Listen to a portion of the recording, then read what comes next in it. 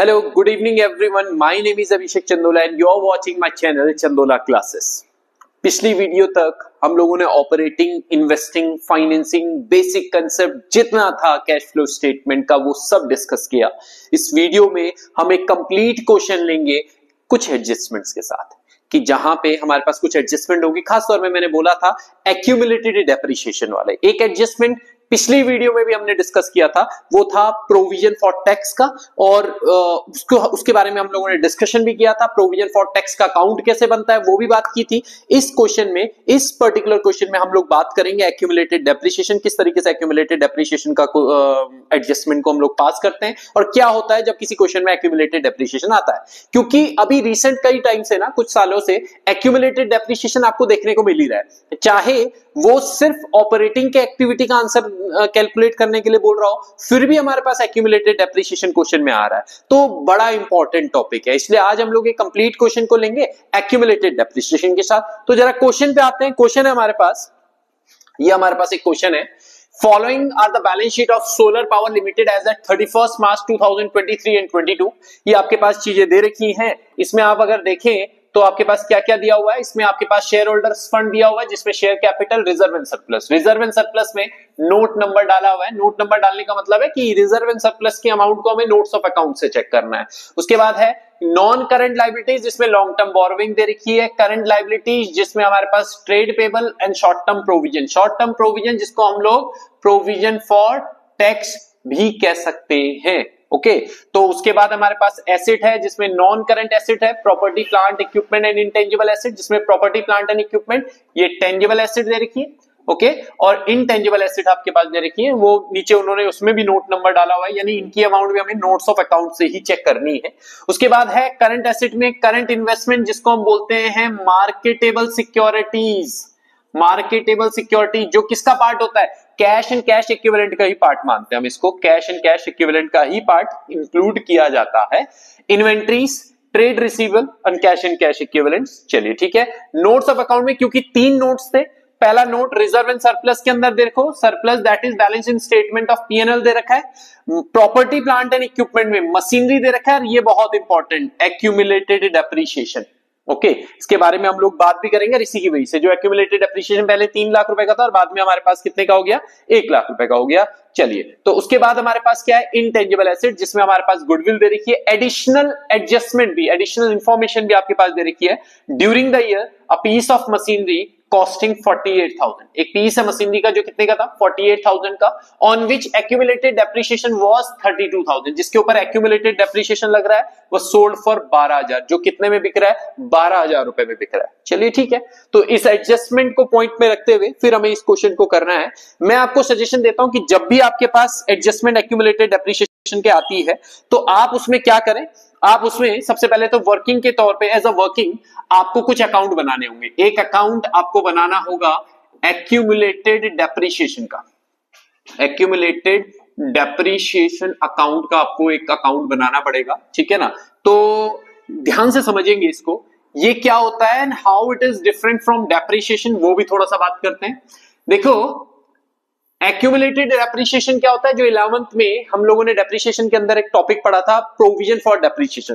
Provision for depreciation and accumulated depreciation दोनों एक ही चीज हुई, जहां पे डेप्रिसिएशन को एसेट के अंदर ना चार्ज करते हुए एक सेपरेट अकाउंट में हम लोग चार्ज करते हैं, उसको बोलते हैं एक्यूमुलेटेड डेप्रिसिएशन अकाउंट, और वो वापस जाता है कहां पे, आपकी एसेट के अंदर। कब, जब आप उस एसेट को बेच रहे होते हो, सिर्फ उस टाइम पे जो है वो वापस एसेट के अंदर जाता है। उसके बारे में अभी बात भी करेंगे, ठीक है। और दूसरा अकाउंट हम लोग यहां पे बनाएंगे मशीनरी अकाउंट, ठीक। अब हमें ये पता होना चाहिए कि हम लोग जो एक्यूमुलेटेड डेप्रिसिएशन अकाउंट बना रहे हैं ये क्यों बना रहे हैं, इसके पीछे हमारा मोटिव क्या है। इसके पीछे हमारा मोटिव है to calculate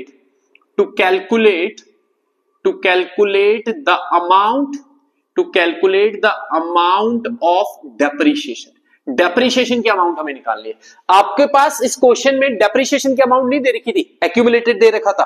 their is the difference between accumulated depreciation and depreciation, दोनों अलग अलग चीज हुई, ये सेम नहीं है, इनके बारे में अभी बात करेंगे। तो एक्यूमुलेटेड डेप्रिसिएशन का अकाउंट जब हम बना रहे हैं तो सबसे पहले इसकी ओपनिंग बैलेंस या क्रेडिट साइड में आएगा, by balance BD, opening balance आ जाएगा जो भी एक्यूमुलेटेड डेप्रिसिएशन का होगा, और इसका क्लोजिंग बैलेंस जो है वो इस साइड लिख देंगे टू बैलेंस CD। जो भी क्लोजिंग बैलेंस होगा। तो जरा इसका ओपनिंग और क्लोजिंग बैलेंस चेक कर लेते हैं। एक्यूमुलेटेड डेप्रिसिएशन कहां गया? हाँ, इसका ओपनिंग बैलेंस है हमारे पास 2022 में कितना है? 3 लाख का, और क्लोजिंग बैलेंस जो है वो कितने का है? 4 लाख रुपए। तो चलिए ठीक है, ओपनिंग बैलेंस लिखें 3 लाख रुपीस का ओपनिंग बैलेंस है, और क्लोजिंग बैलेंस है कितने का? 4 लाख रुपीस। ठीक है, ये आपके पास ओपनिंग और क्लोजिंग बैलेंस आ गया किसका?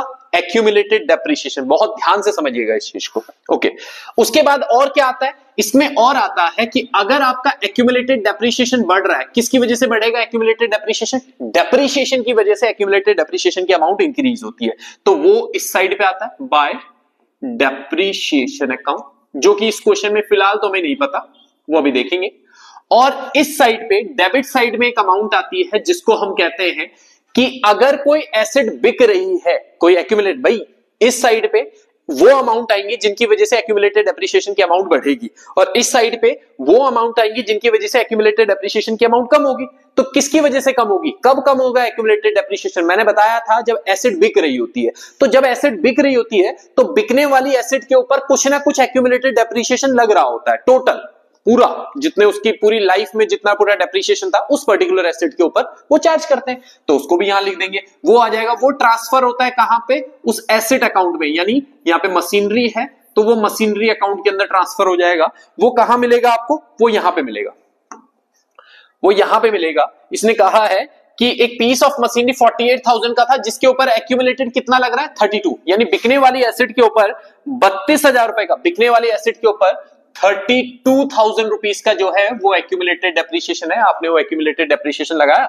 और जैसे ही आपने ये किया, ये पूरा करने के बाद आपके पास जो भी आपके पास अमाउंट बच रही है वो कहां आ जाएगी? डेप्रिसिएशन की। इस साइड की अमाउंट कितनी हो रही है? 4,32,000। 4,32,000 इधर भी होना चाहिए था, जबकि ये कितना हो रहा है? 3 लाख। यानी इसका मतलब है कि आपके पास 1,32,000 रुपीज जो है वो यहां पे आया। और ये कैसे निकाला आपने? बैलेंस फिगर करके निकाला। कैसे निकाला? Balance figure. इस साइड से इस साइड माइनस किया, आपके पास पता चला कि आपके पास अमाउंट ऑफ डेप्रिसिएशन कितनी है? 1,32,000। यहां तक आई थिंक सबको क्लियर हो गया होगा।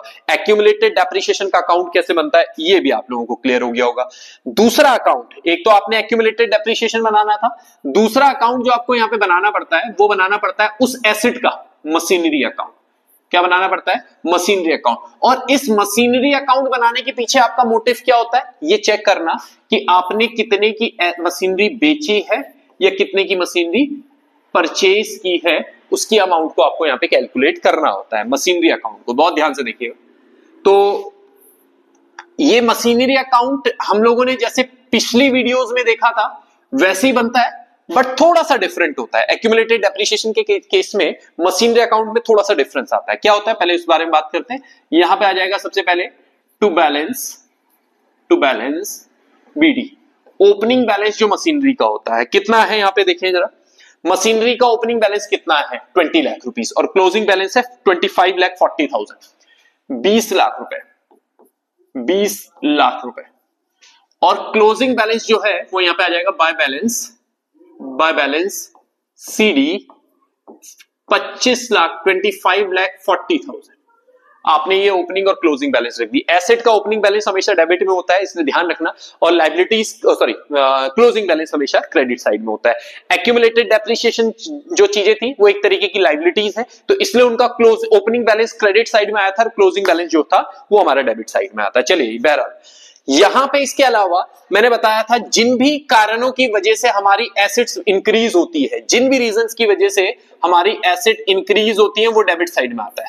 किन कारणों की वजह से हो सकता है? एक ही कारण है, टू बैंक अकाउंट, यानी अगर हम लोग कोई एसेट्स को परचेज कर रहे होंगे तो एकमात्र कंडीशन है जहां पे हमारे पास एसेट जो है वो बढ़ती है। दूसरा, बाकी किन किन कारणों की वजह से एसेट कम हो सकता है? बहुत सारे कारण है, बहुत सारे रीजन है। एक, बाय बैंक अकाउंट, यानी अगर आपने कोई एसेट बेचा है, जो कि यहां पे हुआ है, शायद हुआ है। हमने ड्यूरिंग द ईयर एक पीस ऑफ मशीनरी 48,000 का है जिसके ऊपर एक्यूमुलेटेड कितना लग रहा था? 32,000, उसको हमने 12,000 में बेचा। और यहीं पे हम चेक भी कर लेते हैं कि इसमें प्रॉफिट और लॉस कितना हो रहा था। इसने कहा कि एक एसेट थी 48,000 की, ओके, जिसमें एक्यूमुलेटेड डेप्रिसिएशन कितना लग रहा था 32,000, और कितने यानी कितने के बचाओ, एसेट की वैल्यू कितनी बची 16,000, आपने उसको कितने में बेचा 12,000 रुपए में बेचा, यानी टेक्निकली आपने इसको 4,000 रुपीज के किस में बेचा, लॉस में। यही तो हुआ।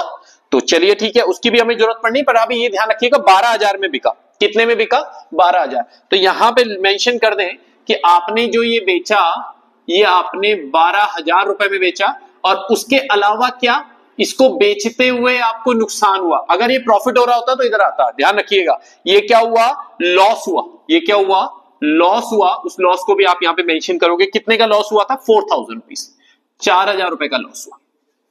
ठीक है, मैंने कहा कि एक्यूमुलेटेड डेप्रिसिएशन के केस में जब आप मशीनरी अकाउंट बना रहे होते हो उसमें और नॉर्मल मशीनरी अकाउंट में थोड़ा सा डिफरेंस होता है। अभी तक तो सब कुछ सेम था। डिफरेंस क्या है, डिफरेंस ये है कि जब हम लोग नॉर्मल मशीनरी अकाउंट बना रहे होते हैं वहां पे मशीनरी अकाउंट के अंदर डेप्रिसिएशन आता है, जबकि एक्यूमुलेटेड डेप्रिसिएशन जब बना रहे हैं तब मशीनरी अकाउंट के अंदर डेप्रिसिएशन नहीं आएगा। ये बड़ा इंपॉर्टेंट, क्यों, क्योंकि डेप्रिसिएशन ही तो सेपरेट अकाउंट में चार्ज हो रहा है। अदरवाइज तो एक्यूमुलेटेड डेप्रिसिएशन की नीड क्या थी भाई, कोई नीड ही नहीं थी। तो यहां पे बहुत ध्यान से हमें इस चीज को समझना है। तो क्या आएगा, यहां पे डेप्रिसिएशन तो नहीं आने वाला, पर यहां हमने जो ये बिकने वाली मशीनरी के ऊपर 32,000 रुपए का डेप्रिसिएशन लगाया था। बिकने वाली मशीनरी के ऊपर क्या लग रहा था, 32,000 रुपए का डेप्रिसिएशन लग रहा था। वो जरूर कहां ट्रांसफर किया था आपने उसको, मशीनरी अकाउंट में तो ट्रांसफर किया था। कहां ट्रांसफर किया था, मशीनरी अकाउंट, तो उसको बस वहीं उसको मशीनरी अकाउंट के अंदर लिख देंगे। कहां से, डेबिट साइड से ट्रांसफर किया था, यहां क्रेडिट साइड में आएगा, और यहां पे लिखेंगे बाय एक्यूमुलेटेड डेप्रिसिएशन। मैं फिर रिपीट कर रहा हूं, there is a difference between accumulated depreciation and depreciation. मैं फिर कह रहा हूं, डेप्रिसिएशन नहीं आएगा, एक्यूमुलेटेड डेप्रिसिएशन आएगा। कौन सा, बिकने वाली मशीनरी पे। कितने का था वो, 32,000 रुपीज। सिंपल सी कहानी। अब ये सब करने के बाद हम लोग बैलेंस फिगर से ये कैलकुलेट कर सकते हैं कि हमने कितने की मशीनरी जो है वो परचेज की होगी। तो हमें टोटल करना होगा, उस साइड का टोटल कितना आ रहा है, 12,000, 4,000, 32,000 और 25,40,000। ये हो रहा है 25,88,000 रुपीज का, 25,88,000 रुपीज का। और उस साइड से ये साइड माइनस करें तो 5,88,000 रुपीज यहां पे आ रहा है। ये 5,88,000 क्या आया कि 5,88,000 रुपीज की मशीनरी को आपने क्या किया, परचेज किया। अभी तो क्वेश्चन स्टार्ट ही नहीं हुआ, और स्टार्ट करने से पहले आपको दो वर्किंग बनानी पड़ी, यहाँ पे एक मशीनरी अकाउंट और एक एक्यूमुलेटेड डेप्रिसिएशन। बट जैसे अभी आपने ये बनाई तो अब ये क्वेश्चन बहुत आसान हो जाएगा आपके लिए। आसान इस तरीके से कि जब हम लोग अब ऑपरेटिंग एक्टिविटी को स्टार्ट करेंगे तो हमारे लिए ज्यादा दिक्कत नहीं आएगी। सबसे पहले ऑपरेटिंग में क्या आएगा, ऑपरेटिंग में आएगा net profit before tax and extra ordinary items. चलिए ठीक है, हमें पता है कि इसको कैसे कैलकुलेट करते हैं। इसको कैलकुलेट करने का तरीका ये होता है कि हमारे पास जितने का भी, हम सबसे पहले देखेंगे कि हमारे पास सरप्लस कितने का है। हमारे पास सरप्लस पहले 4 लाख का था, फिर कितने का हुआ 6 लाख, यानी 2 लाख रुपए का हमारे पास क्या आया, नेट प्रॉफिट आया। इसमें 4 चीजें ऐड करनी होती है भाई साहब। प्रपोज्ड डिविडेंड क्वेश्चन में नहीं है, इंटरिम डिविडेंड क्वेश्चन में नहीं है, जनरल रिजर्व क्वेश्चन में नहीं है। चौथी चीज प्रोविजन फॉर टैक्स, जो कि क्वेश्चन में है, कहां पे है, शॉर्ट टर्म प्रोविजंस के नाम पे। ये प्रोविजन फॉर टैक्स ही है, नीचे एडजस्टमेंट में कहीं नहीं था, तो कोई अकाउंट बनाने की नीड नहीं है। और यहां पे करंट ईयर का प्रोविजन फॉर टैक्स डाल दो। करंट ईयर का प्रोविजन फॉर टैक्स कितना है, 1 लाख रुपीज। करंट ईयर है, हाँ, करंट ईयर का प्रोविजन फॉर टैक्स कितना है, 1 लाख रुपीज। ये 1 लाख रुपए डालेंगे तो आपके पास 3 लाख रुपए का जो है net profit before tax and extra ordinary items बन रहे हैं। कितने के, 3 लाख रुपीज।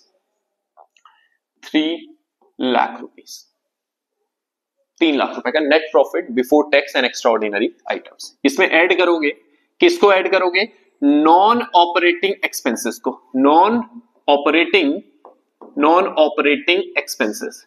चलिए अभी आपने 2 अकाउंट बनाए, उन 2 अकाउंट में आपको 2 नॉन ऑपरेटिंग एक्सपेंसेस तो मिल गए थे। एक डेप्रीशिएशन और दूसरा loss on sale of machinery. एक बना आपके पास डेप्रीशिएशन और एक बना loss on sale of machinery. तो जरा चेक करो कितना है भाई, डेप्रीशिएशन कितना है, loss on sale of machinery कितना है। Loss on sale of machinery तो 4,000 का था, ठीक है। डेप्रीशिएशन कितना था, यहां पे निकाला था हमने 1,32,000 रुपए।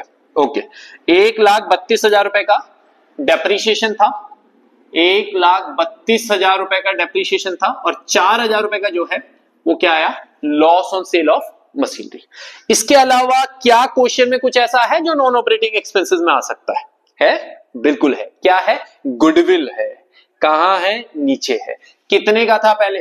2,24,000। फिर कितने का हुआ? 80,000। मैंने पहले भी आपको बोला था गुडविल तभी आएगा अगर क्या हो रहा होगा, गुडविल डिक्रीज हो रहा होगा, अमोर्टाइज हो रहा होगा। हो रहा है यहाँ पे कितने का हो रहा है? 1,44,000 का हो रहा है। कितने का हो रहा है? 1,44,000 रुपीज का गुडविल अमोर्टाइज हो रहा है। तो उसको भी लिखेंगे यहाँ पे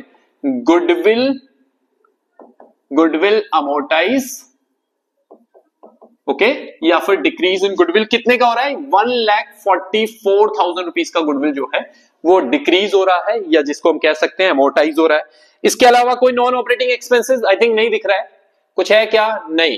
कोई इसके अलावा कोई इंटरेस्ट नहीं लग रहा है, कुछ नहीं लग रहा है, सब कुछ हो गया, कोई दिक्कत नहीं। चलिए वापस आते हैं क्वेश्चन पे। आ जाएगा हमारे पास क्या? Non operating income. क्या आ जाएगा? माइनस कर लेंगे नॉन ऑपरेटिंग इनकम। हालांकि इस क्वेश्चन में नॉन ऑपरेटिंग इनकम जैसा कुछ दिखा नहीं, कहीं पे कोई प्रॉफिट नहीं हुआ, कहीं पे हमें कोई रेंट नहीं मिला, कहीं पे कोई इंटरेस्ट नहीं मिला। अगर ऐसा कुछ हो रहा होता तो वो नॉन ऑपरेटिंग इनकम में जाता। चलिए ठीक है। उसके बाद बात करें क्या आता है? Working capital, change in working capital. क्या? डिक्रीज इन करंट एसेट या फिर इंक्रीज इन करंट लायबिलिटीज। ये ऐड होगा क्योंकि ये इनफ्लो है, और माइनस क्या होगा? इंक्रीज इन करंट एसेट या फिर डिक्रीज इन करंट लायबिलिटीज। ये दोनों चीजें क्या होंगी? इस तरीके से आपके वर्किंग कैपिटल रिकॉर्ड हो जाएगा। चलिए ठीक है, वापस से क्वेश्चन पे आते हैं। क्वेश्चन में हम लोग देखें कि क्या कोई करंट एसेट, हाँ है, यहां पे आ जाओ। करंट एसेट है हमारे पास। मार्केटेबल जो करंट इन्वेस्टमेंट है, या जिसको मार्केटेबल इन्वेस्टमेंट कह रहे हैं, इसको तो नहीं लिखेंगे। मार्केटेबल सिक्योरिटी, इसको तो यहां नहीं आएगा। ये कहां आएगा? आपका कैश एंड कैश इक्विवेलेंट्स में यूज होगा। इन्वेंट्रीज के बारे में बात करें, पहले कितने का था? 2,42,000। फिर कितने का हुआ? 2,58,000। यानी ये 16,000 रुपीज का इन्वेंट्रीज जो है वो हमारे पास क्या हो रहा है? बढ़ रहा है। इन्वेंट्रीज इंक्रीज हो रहा है। इंक्रीज इन करंट एसेट्स के अंदर लिख देंगे इन्वेंट्रीज। इन्वेंट्रीज कितने का? 16,000। इन्वेंट्रीज कितने का? 16,000। 16,000 रुपीज का हमारा इन्वेंट्रीज जो है वो आ गया। इसके अलावा और भी चेक करें फटाफट से। और क्या है? ट्रेड रिसीवेबल है, जो पहले 2,86,000 का था, 2,86,000, और बाद में कितना हुआ? 3,40,000। यानी 54,000 रुपीज का जो ये है ट्रेड रिसीवेबल, ये भी हमारा, ये क्या हो रहा है? हमारा बढ़ रहा है। ये क्या हो रहा है? हमारा बढ़ रहा है। वापस से क्वेश्चन पे आए। ट्रेड रिसीवेबल इंक्रीज हो रहा है। इंक्रीज इन करंट एसेट्स के अंदर ही लिख देंगे ट्रेड रिसीवेबल कितने का बढ़ रहा है? 54,000 रुपीज का ट्रेड रिसीवेबल जो है हमारे पास इंक्रीज हो रहा है। चलिए ठीक है। और देखिए करंट लायबिलिटीज पे आ जाओ ऊपर। यस, शॉर्ट टर्म प्रोविजन को तो हम ट्रीट कर चुके हैं, मतलब प्रोविजन फॉर टैक्स के तौर पे, उसको तो नहीं लेंगे। एक ही अब बचा आपके पास ट्रेड पेबल, जो पहले कितने का था?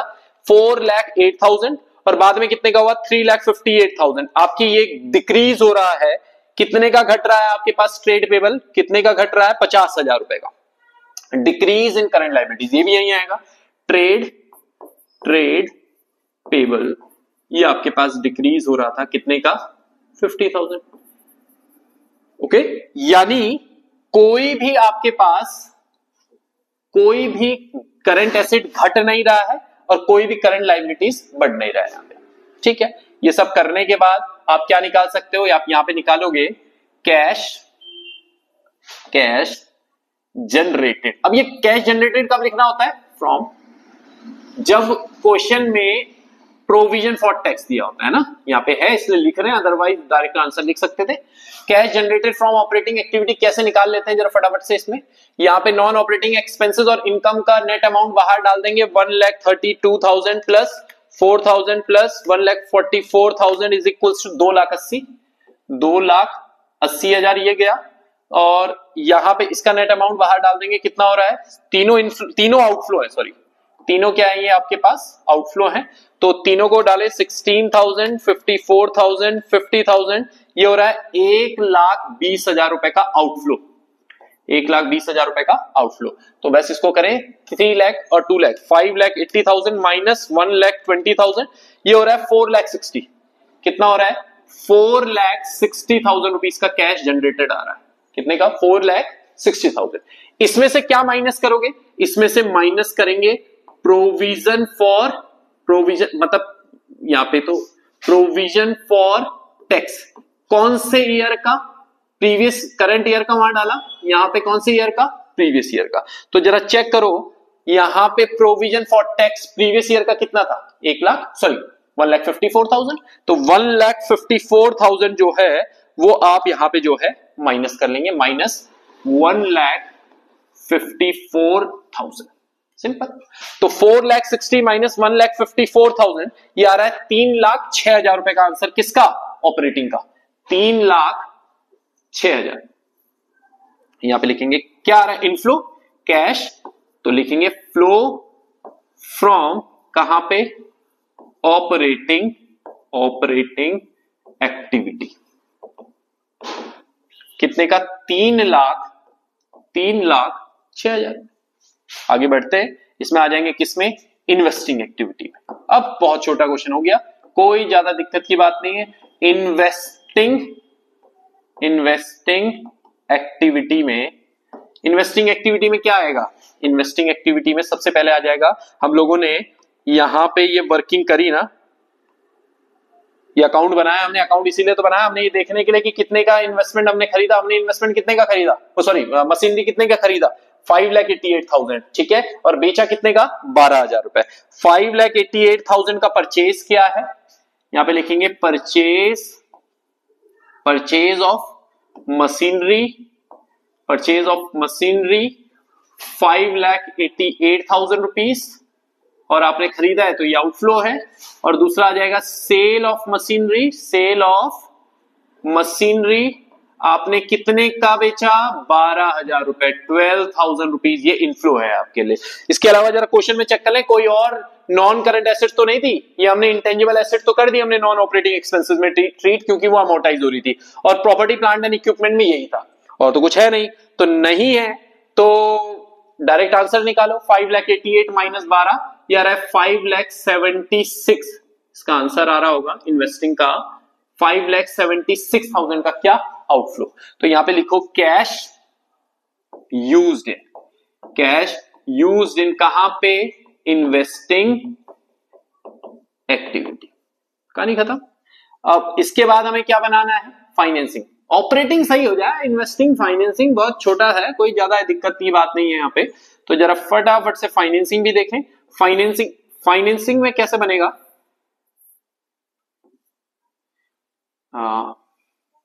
कहीं अटक रहा है, कुछ तो अटक रहा है। फाइनेंसिंग एक्टिविटी, चलो ओके। अब फाइनेंसिंग एक्टिविटी में क्या आएगा? फाइनेंसिंग एक्टिविटी में मैंने बताया था आपको, सबसे पहले आता है कि आपकी कैपिटल में क्या क्या चेंजेस आ रहे हैं। कैपिटल में आपके पास शेयर कैपिटल है, यहाँ पे पहले कितने का था? 22 लाख, फिर कितने का हुआ? 24 लाख। यानी आपके पास शेयर कैपिटल इश्यू हो रहे हैं। यहां पे लिखो इश्यू ऑफ शेयर कैपिटल। कितने के इश्यू हो रहे हैं? 2 लाख रुपए। 2 लाख रुपए के शेयर कैपिटल इश्यू हो रहे हैं। ये इनफ्लो है आपके पास, कोई दिक्कत नहीं, बात नहीं है। और तो कोई कैपिटल नहीं है। नॉन करंट लायबिलिटी जरूर आपके पास, लॉन्ग टर्म बोरोइंग, यानी इसमें डिबेंचर्स हो सकता है, लोन हो सकता है, आएगा यही। पहले 3,40,000 का था, बाद में 4,80,000, यानी ये भी आपके पास 1,40,000 का बढ़ रहा है, तो ये भी इनफ्लो है। Increase in non current liabilities 1,40,000 रुपए, ये भी आपके पास बढ़ रहा है, बहुत ही ज्यादा सुंदर। उसके बाद आगे बढ़े, और तो कुछ नहीं है, नॉन करंट लायबिलिटीज भी डाल दी, ये सब कर दिया, तो ठीक है। वापस से क्वेश्चन में आते हैं और जरा ऑपरेटिंग एक्टिविटी में नॉन ऑपरेटिंग एक्सपेंसेस को देखो। क्या कुछ ऐसा था? डेप्रिसिएशन ना, नहीं आएगा। लॉस ऑन सेल ना, नहीं आएगा। गुडविल यहां नहीं आएगा। फाइनेंसिंग में नहीं आएंगे ना, ये चीजें फाइनेंसिंग में आएंगी क्या? नहीं। तो बस इसको फटाफट से इसको करें, थोड़ा सा इसको बड़ा करते हैं। तो और तो कुछ है नहीं, तो बस इसी को ऐड करते हैं। यहां पे आ जाएगा क्या? यहां पे इसका आंसर लिखो सीधा, कैश फ्लो फ्रॉम, कहां पे? Financing activity. अब यहां पे आता, अगर यहां पे इंटरेस्ट ऑन डिबेंचर्स वगैरह कुछ दिया होता, इन दोनों का टोटल करें कितना, दोनों इनफ्लो थे 3,40,000। कितने का हो रहा है? 3,40,000। सिंपल है। अब यहां पे आगे बढ़े, अब हमें क्या करना है? मेन काम करना है। मेन काम क्या? आंसर देखना है, वेरीफाई करना है सही आ रहा था कि नहीं आ रहा था। वेरीफाई कैसे होता है? नेट कैश निकाल के। तो यहां पे देख लेते हैं, कैलकुलेशन ऑफ नेट कैश कर लेते हैं। Calculation of net cash. Net cash कैसे निकालते हैं? मैंने आपको बताया था क्या होता है formula, A plus B plus C. Very good.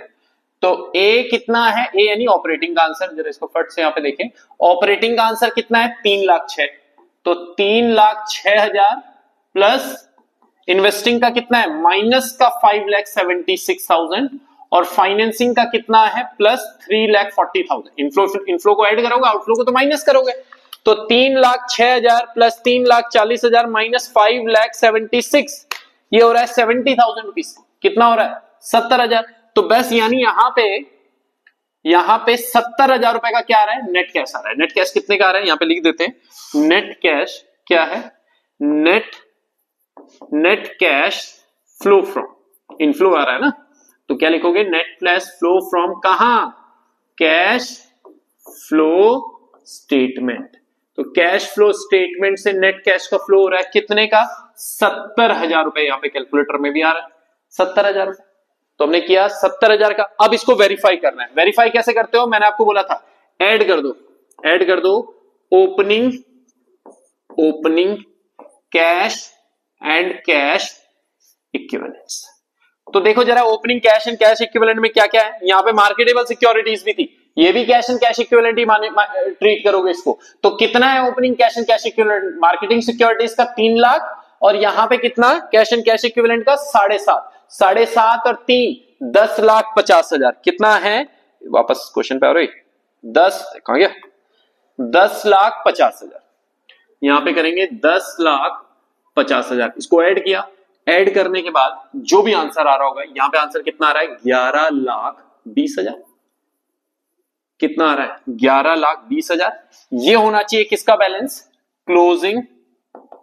Closing cash and cash equivalents का। चेक कर लेते हैं closing cash and cash equivalent कहां है। यहां पे आ जाते हैं, closing cash and cash equivalent में फिर मार्केटेबल सिक्योरिटीज के कितने? 480 मार्केटेबल सिक्योरिटीज के, और यहां के 6,40,000। कितना आ रहा है? 11,20,000। वही 11,20,000 हमारे पास आ रहा है। दोनों ध्यान रखने वाली चीज है, दोनों आएंगी यहां पे। मार्केटेबल सिक्योरिटीज भी, जिसको हम लोग करंट इन्वेस्टमेंट कह रहे हैं, और दूसरा हमारे पास क्या आता है? Cash and cash equivalent. दोनों को ऐड करोगे, ओपनिंग में भी और क्लोजिंग में भी। आगे आंसर 11,20,000, जो कि हमारा इसका आंसर हो भी रहा था। तो इसका मतलब हमारा ये कैश फ्लो स्टेटमेंट का पूरा क्वेश्चन जो है वो बिल्कुल सही है। तो ये हमने कंप्लीट क्वेश्चन किया। हमने ऑपरेटिंग से स्टार्ट किया, ऑपरेटिंग से फिर हमने ऑपरेटिंग का आंसर निकाला, फिर हमने इन्वेस्टिंग का आंसर निकाला, फिर हमने फाइनेंसिंग का आंसर किया। और इसमें सबसे इंपॉर्टेंट चीज क्या की थी? इसमें सबसे इंपॉर्टेंट चीज की थी ये, सीखने वाली चीज क्या है? ये एक्यूमुलेटेड डेप्रिसिएशन और मशीनरी अकाउंट का परफॉर्मा, और उसमें हम लोगों ने किस तरीके से accumulated, how we are calculating the amount of depreciation from accumulated depreciation account, और कैसे हम लोग मशीनरी अकाउंट बना रहे हैं, ये चेक करने के लिए कि हमारे पास कितने का हम लोग परचेज कर रहे हैं, कितने की हम लोग मशीनरी बेच रहे हैं। तो ये क्वेश्चन खत्म हुआ, और ये सीरीज जो हम लोग कैश फ्लो स्टेटमेंट की कर रहे थे, ये भी हम लोगों ने खत्म की। बट स्टिल अगर आप लोगों को कोई डाउट है, कोई पर्टिकुलर क्वेश्चन है, कोई पर्टिकुलर टॉपिक है इसमें, जैसे कि कोई इंडिविजुअल टॉपिक, कोई इंडिविजुअल क्वेश्चन, तो आप मुझे बताएं। आप कमेंट सेक्शन में मेंशन करें कि मुझे इस पर्टिकुलर टॉपिक पे कोई दिक्कत हो रही है, तो मैं उसे भी करवा दूंगा, या आप मुझे पर्सनली बता सकते हैं। मैं व्हाट्सएप नंबर आपको हमेशा डिस्क्रिप्शन में दे दूंगा, तो वहां पे आप मुझे बता सकते हैं, आप पर्सनली बता सकते हैं, या फिर आप उसमें कर सकते हैं, ठीक है ना। इसके बाद ये भी जरूर बताओ कि नेक्स्ट सीरीज किसकी, नेक्स्ट कौन सी सीरीज हम लोग इसमें करें, कौन से टॉपिक, इंडिविजुअल टॉपिक के ऊपर आपको वीडियोस चाहिए, कॉम्प्लिकेटेड है, कोई टॉपिक, कोई पर्टिकुलर टॉपिक पे आपको दिक्कत हो रही है तो वो आप बताएं, क्योंकि मैं ये मान के चल रहा हूं कि आप लोगों ने पढ़ा तो होगा ही। This is the time for the revision, ये रिवीजन का टाइम है। तो कौन से ऐसे टॉपिक है जिनमें आपको परेशानी है, मैं उन पर्टिकुलर टॉपिक को करेंगे और उन पर्टिकुलर टॉपिक को बड़े आसान तरीके से करने की कोशिश भी करेंगे। तो ये हमारा क्वेश्चन खत्म हुआ, ये हमने चैप्टर खत्म किया, ये चैप्टर का रिवीजन पूरा हुआ। मिलते हैं अपनी नेक्स्ट वीडियो में एक नए टॉपिक के साथ, एक अच्छे टॉपिक के साथ जो आप मुझे बताओगे। Till then good bye.